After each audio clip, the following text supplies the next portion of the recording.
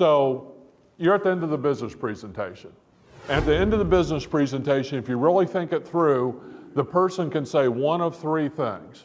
Yes, I want to get involved in Ambit Energy. I have a big why. I see it. How do I get started?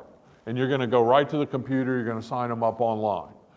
The second thing they can say is, no, the timing's not right for me. You know, I absolutely unequivocally do not want to do this business. It's going to damage my reputation in the real estate industry. So you can get a definitive yes, or you can get a definitive no. Now, I can tell you right now, neither one of those happen very often. Okay, about 10% are going to say yes, about 10% are going to say no. But about 80% of the people are going to say the third choice, which I classify as maybe. Okay? They're going to say, I don't know if I have the money. I don't know if I have the time. I need to talk to my wife. I need to talk to my husband. There's a gazillion different ways that they can say maybe. I mean, literally a gazillion different ways they can say maybe.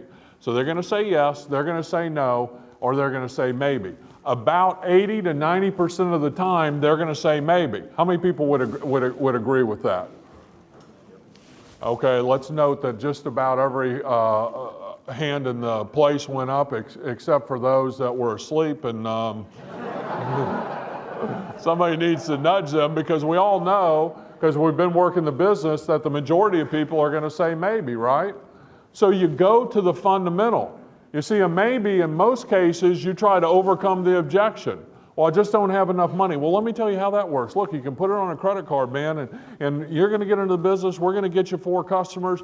You know, that's going to pay you the X number of dollars. We're going to get a couple of people started for you. That's going to pay you an X couple of dollars. And before your credit card statement even shows up, you're going to have more money and you'll be able to pay the credit card thing off. Let's get you started right now.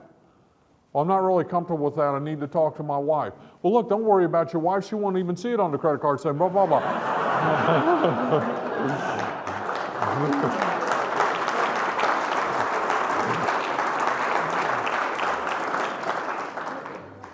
If it's any consolation to you, I used to do all that too.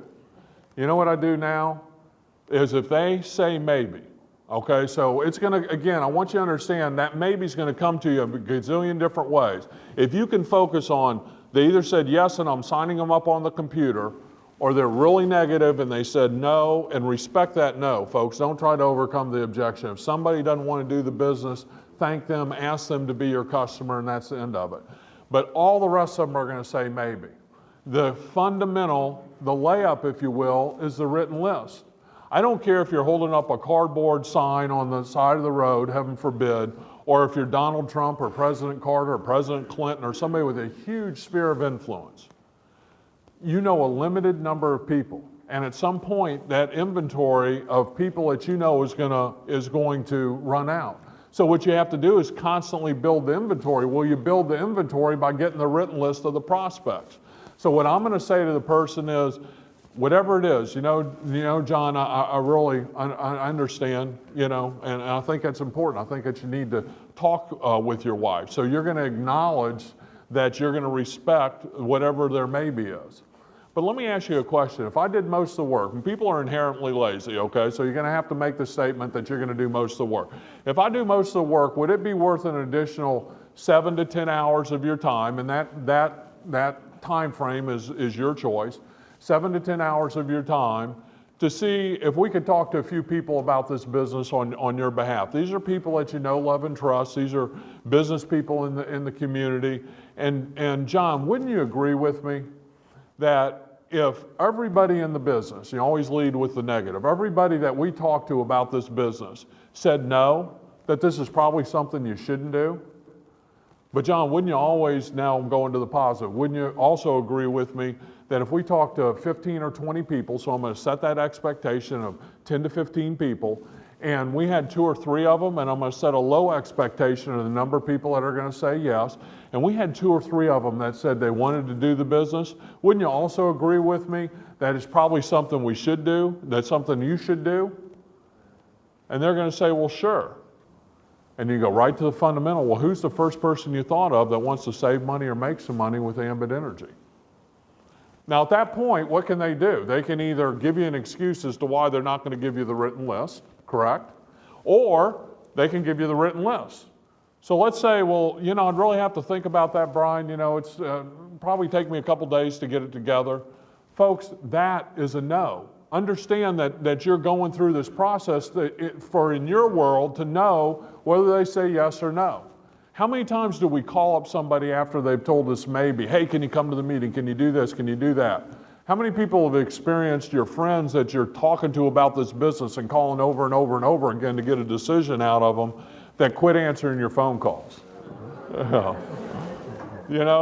Well, they do that, and just think about it. They're going through an experience, and the only thing they know about Ambit is the experience that they're going through. Do you think they're going to want to expose their sphere of influence to you if you're calling them up 10 or 15 times?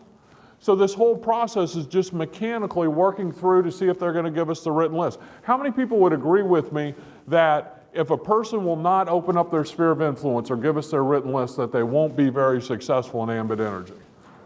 Yeah, right? So why do you want to put failure in your business? You want to put success in your business. So if we know they're going to say maybe, and we know the fundamentals of the written list, we're going to mechanically figure out whether they're in the business or not in the business. And the way we're going to determine that is whether they're going to open up their sphere of influence, because they might not have the money. They might want to talk to their wife, but if they're willing to open up their sphere of influence, what I know to be a fact is this person is truly interested in the business. And what I also know is if they're not willing to open up their sphere of influence, what I know for a fact is this is somebody that's not going to ever do this business. And certainly if they try, they're not going to be successful. So who's the first person you thought of? If they say no, ask them to be your customer and then tell them this.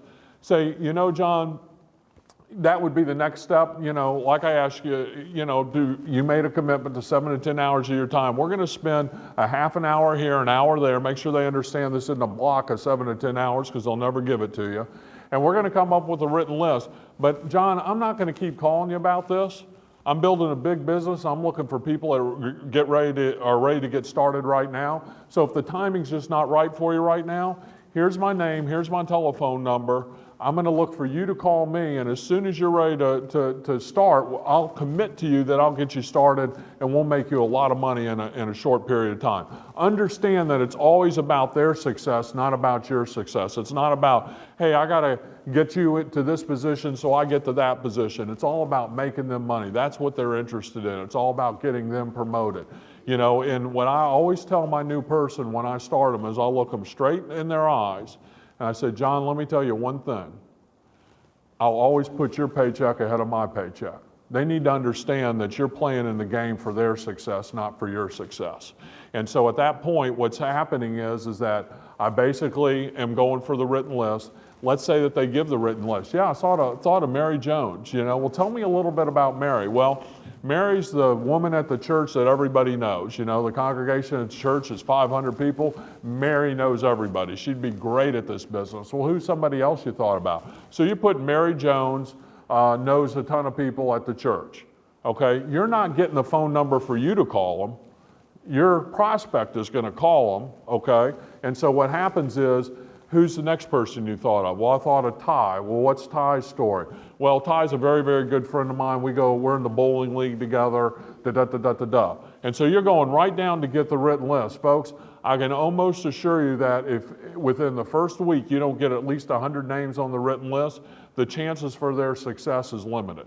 Okay, so this isn't about getting 5 or 6 names. This is about a 7 to 10 hour commitment to get a very substantial written list. And then what are you going to do?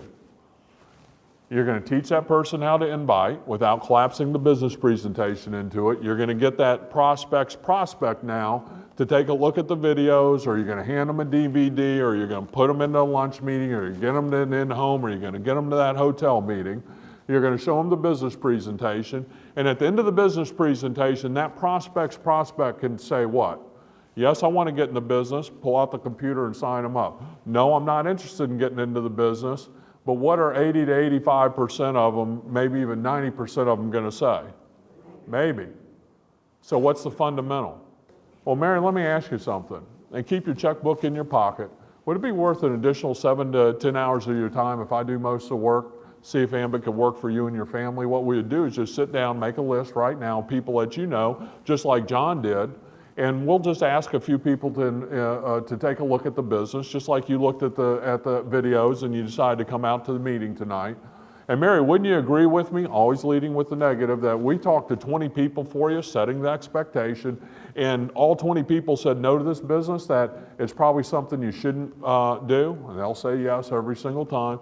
But Mary, wouldn't you also agree that if we were talking to 20 people and 2 or 3 of them said yes to the business, that this is probably something you should do? And they'll say yes every time. Well, who's the first person you thought of that wanted to save money being a customer or make money as an Ambit consultant?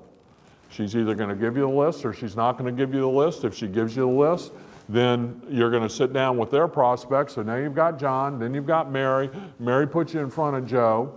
And folks, this business is so sweet it'll give you a cavity, okay? I mean, I'm telling you, this thing is unbelievable. It used to be that you could go 6, 7, 8, when I was in the telecom business, we'd go 6, 7, 8 layers deep before somebody would say yes. But in this business, you're lucky to get to the 3rd or 4th level, and somebody down there says yes. So we're talking to Mary's prospect, Joe. Joe says yes.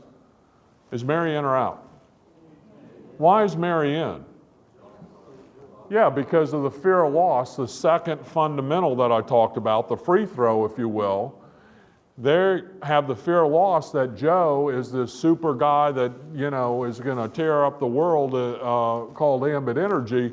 And if they don't get in, they're going to lose an awful lot of money. So the fear of loss of that income is going to get Mary in. Now, when Mary calls up John, who's your prospect off your written list, and says to John, hey, John, I got Joe in. Joe's a #1 copy salesman in the whole state of New York, and he's going to tear this thing up. He's got 150 people on his written list. I've gotten in. You got to get into the computer so I can get it underneath you. John, in or out? 100% of the time. So by working the mechanics and the fundamental being the written list, what happens is that you can build an explosive organization.